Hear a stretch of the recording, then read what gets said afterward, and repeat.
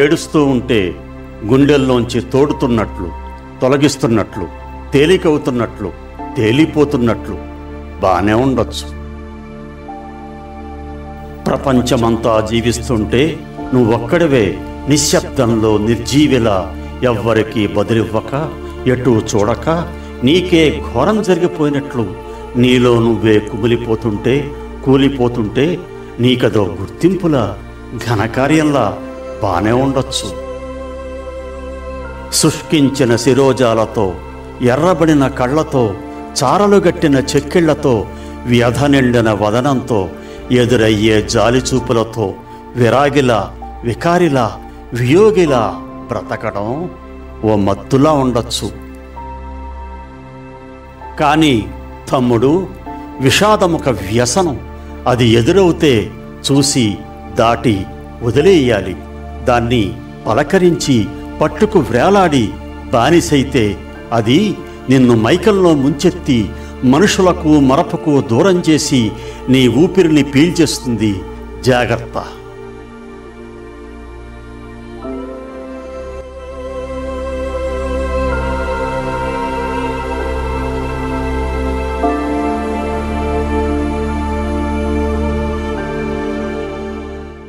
నాన్న రాజ్యంలో ఏడుపంటే ఏమిటో తెలియకుండా పెరిగిన నేను ఆ తరువాత నా జీవితంలో సంభవించిన అనేక దుర్ఘటనలకు అంతులేని ఆవేదన అనుభవించాల్సి వచ్చింది. ఆ వేదనలోంచి బయటపడి నన్ను నేను తిరిగి నిర్మించుకోవడానికి చాలా శ్రమించాల్సి వచ్చింది. అందుకు కారణం జీవితం ఎంతో అందమైనదనే సత్యాన్ని నేను గుర్తించడం. నాన్న రాజ్యంలో నన్ను ఆవహించిన జీవన సౌందర్యాన్ని నేటికీ కొనసాగించగలుగుతున్నాను. అందులో ఒక భాగమే ఈ లఘు చిత్ర నిర్మాణం.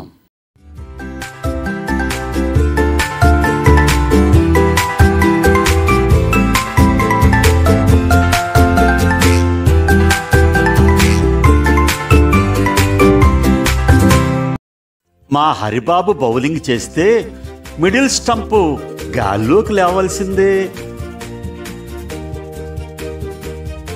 బుల్లబ్బాయి తాతగారి బాబీ బ్యాటింగ్ చేస్తే వికెట్ ఎలా పడగొట్టాలో సందేహమే. వీరితో కలిసి నేను, మా అల్లంరాజు సోదరులు, చింతలూరి బావ, కామవరపు సూరిపండు, పెద్దింటి సీను మొదలగు మిత్రులంతా గవాస్కర్, వెంగ్ సర్కార్ లెవెల్లో ఫీల్ అయిపోతూ మా చింతలూరు లాంటి చిన్ని గ్రామంలో ఓ పెద్ద క్రికెట్ ప్రపంచాన్ని సృష్టించుకున్నాము. That's huge. That is a biggie. It's out of here. Ravi, I'm backing this one. I think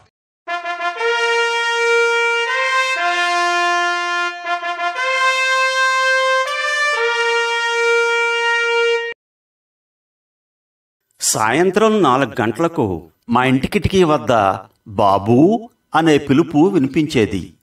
అది బ్యాడ్మింటన్ గ్రౌండ్కి వెళ్ళడానికి మా ఆకొండి పండు నన్ను పిలిచే పిలుపు. మనసు ఉత్సాహంతో ఉరకలు వేసేది. సాంకేతికత అంతగా అభివృద్ధి చెందని కాలంలో జీవనంలో సహజ సౌందర్యం ఎంత నిండిపోయేది. మనుషుల మధ్య బంధాన్ని ఆటలు ఎంత బలంగా ఉంచేవో. బ్యాడ్మింటన్, క్రికెట్, కబడ్డీ, ఆఖరికి గోళీకాయలు, తాటిముంజలతో బళ్ళు, ఒకటా రెండా, ఒకళ్ళా ఇద్దరా, ఎంతమందిని కలిసేవాళ్ళం, ఎన్ని ఆటలు ఆడేవాళ్ళం. మా బ్యాడ్మింటన్ బృందంలో ముఖ్యంగా పెద్దింటి సూరిబాబు, రాణి సుబ్రహ్మణ్యం, చామర్తి వెంకటరమణ, చక్రవర్తుల వెంకయ్య, కొచ్చెర్లకోట చిట్టిబాబన్నయ్య, చింతలూరు బావ, చిటికిరెడ్డి రామకృష్ణ, చింతలూరు నీలాచలం, అల్లంరాజు సోదరులు, ఆకొండి పండు. అబ్బో, అదో మహాసముద్రం. ఆటలు ఆడడానికి మా చింతలూరు గ్రామంలో మేము ఉపయోగించని మైదానం లేదంటే నమ్మండి. బ్యాడ్మింటన్ ఆట మధ్యలో ఒక్కోసారి మా బుచ్చిబాబాయ్ ప్రవేశించేవాడు.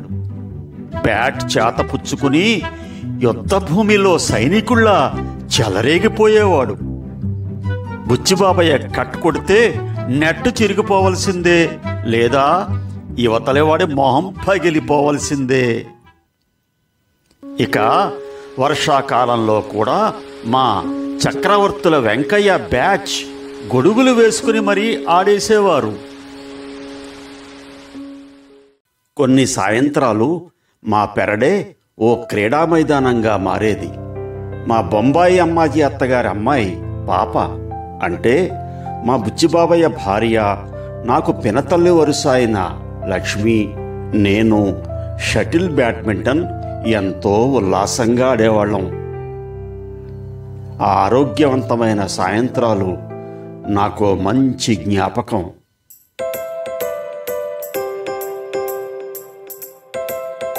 అవును, మెదడు వేడెక్కిపోయేది, గుండె వేగం పెరిగిపోయేది. చదరంగం ఆటలో ఉన్న మజా ఏది. నేను, చామర్తి వెంకటరమణ చదరంగంలో లీనమైపోయి కాలాన్ని మర్చిపోయేవాళ్ళం. నాకు చదరంగం గురువు చామర్తి వెంకటరమణే. అప్పుడప్పుడు చామర్తి రామూర్తి తాతగారితో కూడా నేను చదరంగం ఆడేవాణ్ణి. ఆయన అనుభవం నా బుర్రకి పదును పెట్టేది.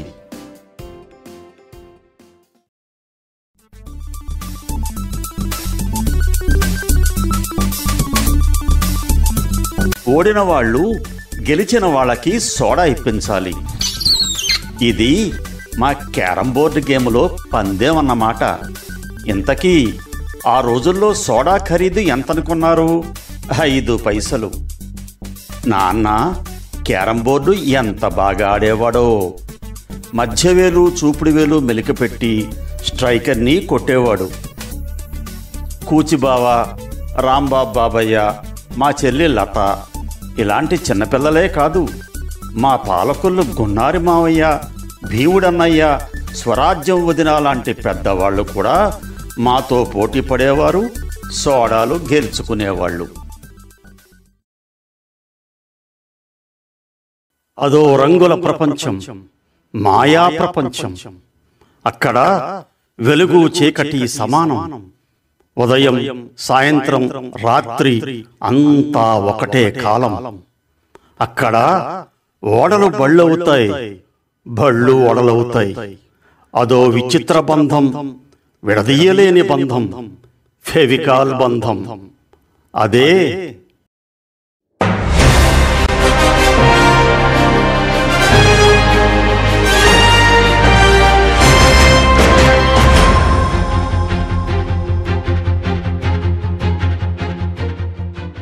ఆ రోజుల్లో ఓ ఇంట్లో 4 కలిస్తే పేకాటే మరి. నాన్న, బాబాయిలు, మావయ్యలు, అన్నయ్యలు, బావలు, అబ్బో అదో పెద్ద పేకోత్సవం. కళావర్రాజులు, ఆఠీన్ రాణులు, జోకర్ల వికట్టహాసాలు, డీళ్లు, కౌంట్లు, ఆట మీద ఆట, డబ్బులకై వేట, కలలో కూడా అదే పాట. వంటింట్లోంచి టిఫిన్లు, కాఫీలు, టీలు, అదో వైభవం. ఈ పేకోత్సవంలో నన్ను పిలిచి ప్రక్కన కూర్చోమనేవాడు మా భీముడన్నయ్య. అదో సెంటిమెంటు. పండగొచ్చిందంటే పేకాటే, ఆలస్యంగా సాపాటే.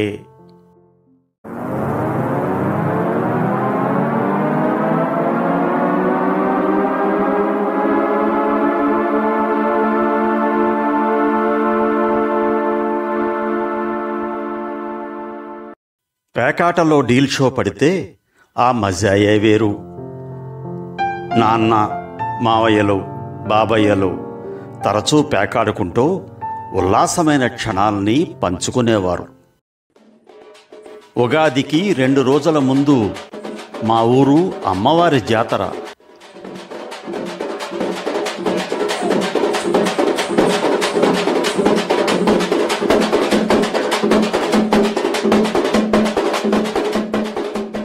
అదే రోజు నాన్న పుట్టినరోజు కూడా.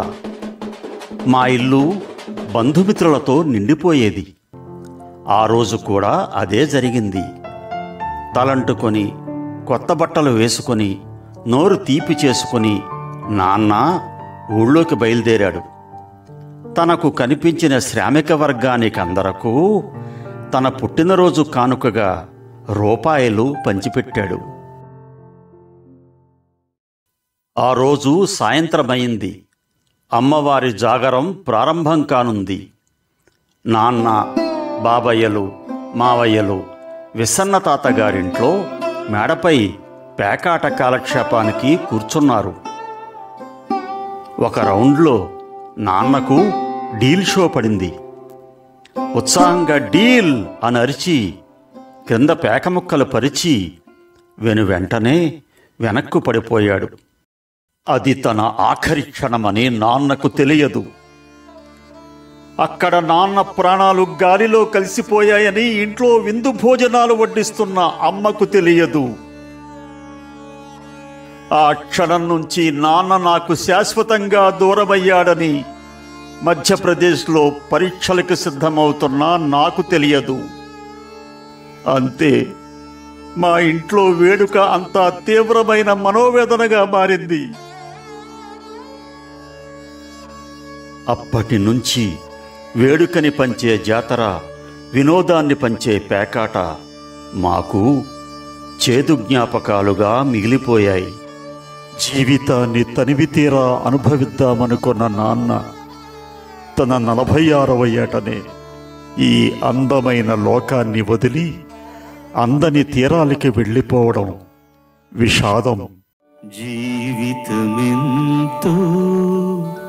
తీయనిది, జీవితమెంతో తీయనిది, అందుకనే అతి స్వల్పమది, జీవితమెంతో తీయనిది.